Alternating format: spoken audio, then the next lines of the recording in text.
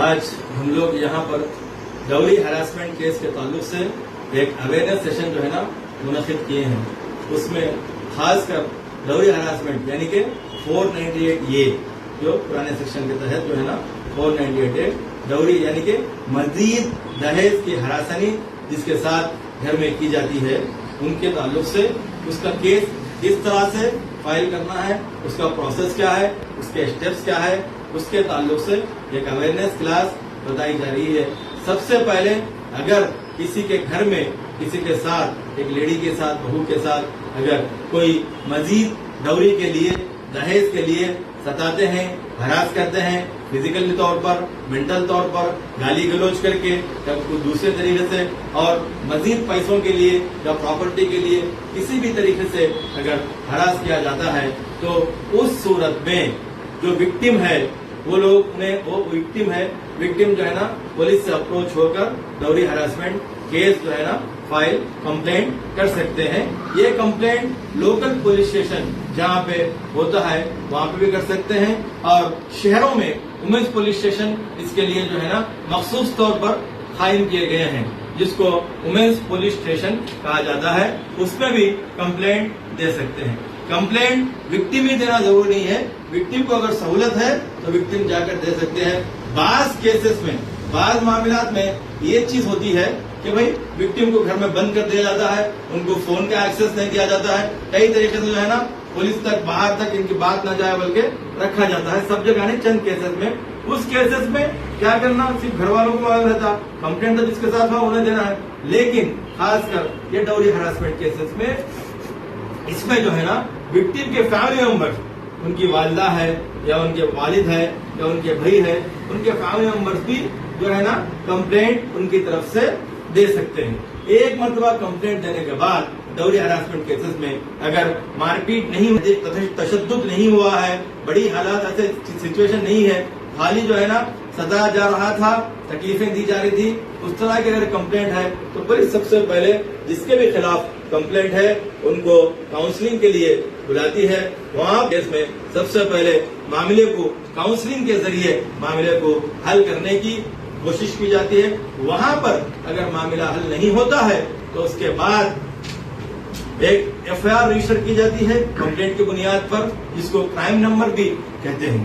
اس کے بعد اس FIR register کے بعد جو بھی اکیوزڈ ہے یعنی کہ اس کیس میں جن کے خلاف بھی شکایت ہے ان کے خلاف جو ہے نا جن کو اکیوز کہا جاتا ہے ان کو ایک 41A CRPC کی نوٹس دی جاتی ہے جس کے تحت ان کو کہا جاتا ہے یعنی کہ ان کو اطلاع دی جاتی ہے نوٹس کے ذریعے کہ آپ کے خلاف فلاں سیکشن کے تحت 41A CRPC نوٹس میں کلیئرلی آپ کو جو ہے نا سیکشن اور کرائم نمبر مینشن کیا جاتا ہے. اس میں ڈوری کیس کے ساتھ ساتھ 406 بھی جو ہے نا لگایا جاتا ہے, بعض کیسز میں 506 بھی سیکشن جو ہے نا لگایا جاتا ہے. اس کے ساتھ ساتھ 3 and 4 اور 4 and 6 آف ڈوری پروہیبیشن ایکٹ یہ بھی جو ہے نا سیکشن جو ہے نا لگایا جاتا ہے. اس کے بعد نوٹس ملنے کے بعد نوٹس کا ایکسپلینیشن ان سے پوچھا جاتا ہے کہ آپ کے خلاف یہ جو ہے نا سیکشن کے تحت یہ الزامات کے تحت جو ہے نا کیس رجسٹر ہوا ہے, آپ لوگ جو ہے نا اس سے ہیں, آپ کی طرف سے کیا ثبوت ہے, جو بھی آپ کے پاس جواب ہے, جو بھی آپ کو ثبوت رائٹنگ میں بائی ہینڈ آپ جو ہے نا جو بھی انویسٹیگیشن آفیسر یعنی کہ جو وہ کیس ڈیل کرتے ہیں اس انویسٹیگیشن آفیسر کو اکیوز کی طرف سے تمام جو ہے نا تفصیلات بائی رائٹنگ میں ایکسپلینیشن اور ان کے پاس کچھ ثبوت ہے وہ بھی دینا پڑتا ہے. اس کے بعد پولیس کیا کرتی ہے, چارج شیٹ کے لیے پریپریشن شروع کرتی ہے. چارج شیٹ کی پریپریشن شروع کرنے سے پہلے سب سے پہلے وٹنس کا اسٹیٹمنٹ ریکارڈ کیا جاتا ہے. وٹنس کا اسٹیٹمنٹ آلریڈی کمپلینٹ میں رہتا ہے لیکن پروسیجر ہے, پروسیجر کے تحت وٹنس کا یعنی کہ کمپلینٹ جس کو کمپلینٹ دیے ہیں ان کا اسٹیٹمنٹ ریکارڈ کیا جاتا ہے. اس کے بعد ادر وٹنسز یعنی کہ ان کی طرف سے جو بھی گواہ ہیں ان کو بھی جو ہے نا وٹنس جو ہے نا IO انویسٹیگیشن آفیسر جو کیس کو ڈیل کرتے ہیں ان کی جانب سے جو ہے نا باہر کے وٹنسز کا اسٹیٹمنٹ ریکارڈ کیا جاتا ہے. اس کے بعد لڑکی کی جانب سے جو بھی جو نا پروفس ہے, میرج سرٹیفکیٹ ہے, میرج فوٹوز ہے, میرج ویٹنگ کارڈ ہے اور اس کے ساتھ ساتھ جو ہے نا دہیج میں جو بھی دیے گئے ان تمام تفصیلات کو جو ہے نا پولیس میں جو ہے نا سبمٹ کرنا پڑتا ہے. پولیس تمام چیزیں پوچھ کر لیتی ہے. اس کے بعد पुलिस इन्वेस्टिगेशन शुरू करती है। उसके साथ साथ पुलिस जहाँ पे इंसिडेंट हुआ वहाँ पे विजिट भी करती है, घर के आजू बाजू के लोगों से इंक्वायरी करती है, इन्वेस्टिगेट करती है, उनके भी अगर हो सके तो उनके स्टेटमेंट भी रिकॉर्ड कर उनको भी विटनेस बनाती है। और इस सूरत में कहीं पर भी कुछ अगर सीज किया जाता है तो वहाँ पे पंच विटनेसेस और सीजर करके वहाँ पे पंच विटनेसेस को भी स्टेटमेंट रिकॉर्ड किया जाता है। इस तरह से जो है ना एक टोटली जो है ना एक चार्जशीट तैयार करके पूरी इन्वेस्टिगेशन को जो है ना चार्जशीट की शक्ल में बनाकर कोर्ट में उसको सबमिट किया जाता है। उससे पहले चंद केसेस में क्या होता है, अगर ज्यादा मारपीट होती है, ज्यादा जो है ना इंजुरीज होते हैं, ज्यादा जख्म होते हैं, उस सूरत में सबसे पहले कंप्लेंट देकर कंप्लेंट के साथ फौरी एमएलसी के लिए जाना दवाखाने को भेजा जाता है। एमएलसी को कहते हैं medico legal case. Medico legal case यानी कि आपको जख्म है, आपके साथ बेतहाशा तशद्दुद हुआ है, उस सूरत में मेडिको एमएलसी करना जरूरी है। एमएलसी की जो है ना रिपोर्ट जो है ना गवर्नमेंट हॉस्पिटल में भी कर सकते हैं, प्राइवेट में भी कर सकते हैं, पुलिस रेफर करती है।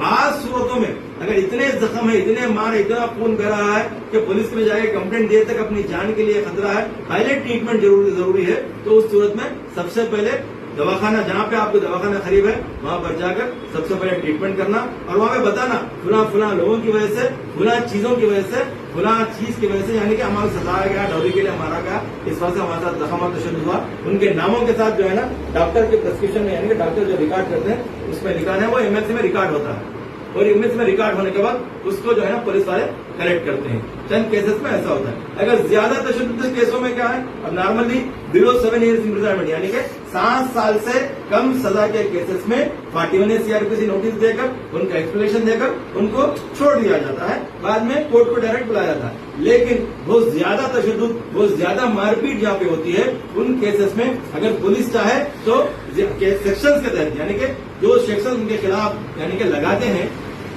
उन सेक्शंस के तहत जो है ना उनको पुलिस अरेस्ट भी कर सकती है। ये चार्जशीट फाइल होने के बाद कोर्ट से जो है ना एक समन जाता है, नोटिस जिसको भी कहते हैं, समन जाता है कोर्ट से ट्रायल शुरू के लिए। तो सबसे पहले अक्यूज को नोटिस जाती है, अक्यूज नोटिस लेकर या तो खुद अपीयर होता है या तो अपने एडवोकेट के जरिए, थ्रू एडवोकेट अपीयर होता है, वकालत या मेमो ऑफ अपीयरेंस फाइल करता है। उसके बाद जो है ना उसके एग्जामिनेशन के लिए नेक्स्ट डेट दी जाती है।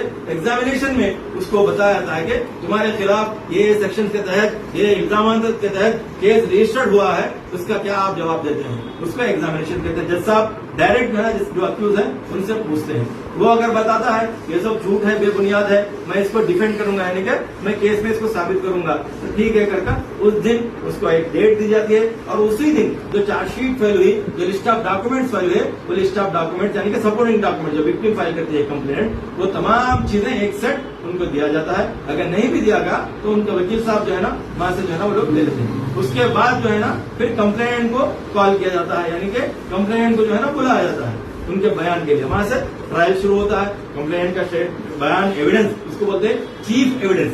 चीफ एविडेंस रिकॉर्ड होता है। चीफ एविडेंस पब्लिक प्रोसिक्यूटर जो है ना उनको समझाएगा, रिकॉर्ड करवाता है वहां पर। चीफ एविडेंस के बाद अक्यूज का जो काउंसिल एडवोकेट है वो उसका क्लास एग्जामिनेशन करते हैं। उसके बाद जितने भी विटनेसेस है, लिस्ट ऑफ विटनेसेस, उन सब का जो है ना चीफ होता है और उनका क्लास एग्जामिनेशन भी होता है। उसके बाद अगर चंद केसेस में मारपीट ज्यादा ही, जहाँ पे एमएलसी हुआ, एमएलसी केसेस में डॉक्टर को भी एज ए विटनेस कोर्ट में आकर जो ट्रीटमेंट किए हैं उनको कोर्ट में आकर बयान देना पड़ता है। और वो कोर्ट में आकर जब वो बयान देते हैं, इनका चीफ भी होता है डॉक्टर का, उसको भी यानी कि अक्यूज के काउंसिल, अक्यूज के एडवोकेट, उनको भी जो है ना क्रॉस एग्जामिनेशन करते हैं। और विटनेसेस जो 5 विटनेसेस है उनको भी क्रॉस एग्जामिनेशन, तमाम विटनेसेस के क्रॉस एग्जामिनेशन, चीफ एविडेंस और क्रॉस एग्जामिनेशन कंप्लीट होने के बाद मामले को जो है ना आर्गुमेंट यानी कि फाइनल आर्गुमेंट के लिए जो है ना एक डेट दी जाती है।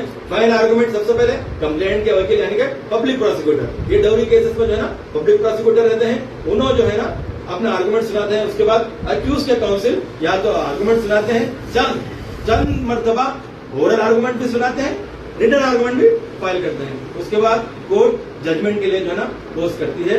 जजमेंट या तो रिजर्व किया जाता है या तो जजमेंट के लिए एक डेट देकर उस दिन जजमेंट सुनाया जाता है। इस तरह से ये चीजें जो है ना होती है। इसके साथ साथ डायरेक्ट पुलिस के बगैर, डायरेक्ट कोर्ट से भी, डायरेक्ट प्राइवेट कंप्लेंट के जरिए भी जो है ना آپ جو ہے نا ڈوری کیس بک کر سکتے ہیں. پرائیویٹ کمپلین کے تعلق سے آپ کو پھر دوبارہ نیکسٹ کلاس میں یا کبھی پھر موقع ملا جب بتایا جائے گا. اس طرح سے ڈوری ہراسمنٹ کی کمپلینٹ اور کیس کا پروسیس ہوتا ہے.